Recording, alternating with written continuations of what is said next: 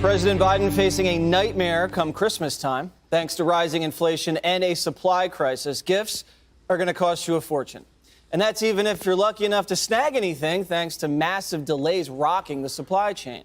Store shelves are looking pretty empty as U.S. ports struggle to unload deliveries. And get this, major retailers are actually being forced to charter their own ships.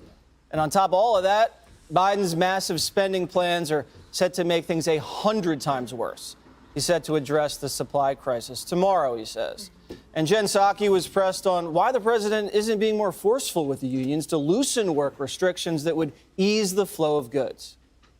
We have taken steps at times, when warranted, to loosen restrictions, as you saw in reaction to some natural disasters we've had over the course of the year.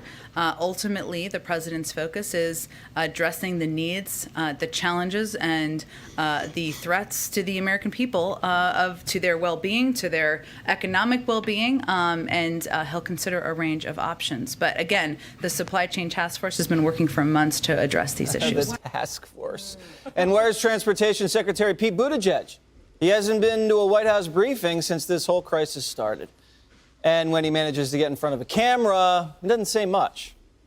We do believe there's a role for the federal government to play to help smooth out some of these supply chain issues. It's largely a private sector system. We are funding, of course, as a department, a lot of work on the rails, on the roads, and supporting trucking, which is also a big issue. We've got some real challenges on the labor side with the turnover of truck drivers that can make it harder to get goods to where they need to go. Some of this is a bigger picture, longer term issue that's going to take years and years to address. Years and years to address, Dana. Call Yahweh Bashim El Shah. See the Most High is breaking this piece down. I'd like to give all praise and honor to Yahweh Bashim Yahweh Shah Bashim Rakakodash. Double honor to the elders of Great Millstone who taught me this truth. Shalom Labakarium Shah Yasharala to the hopeful elect out there. This is Ecclesiastes 12 verse 1. Remember now the Creator in thy days of thy youth, while the evil days come not, nor the years draw near, when thou shalt say, I have no pleasure in them.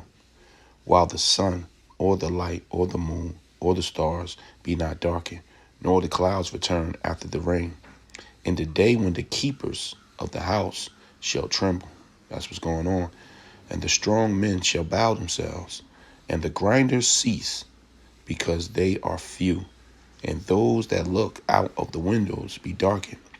And the doors shall be shut in the streets when the sound of grinding is low. That's the work.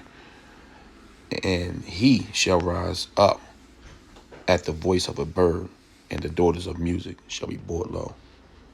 Call Yahweh Bashim El Shah. Rakadeh Yahweh Bashim.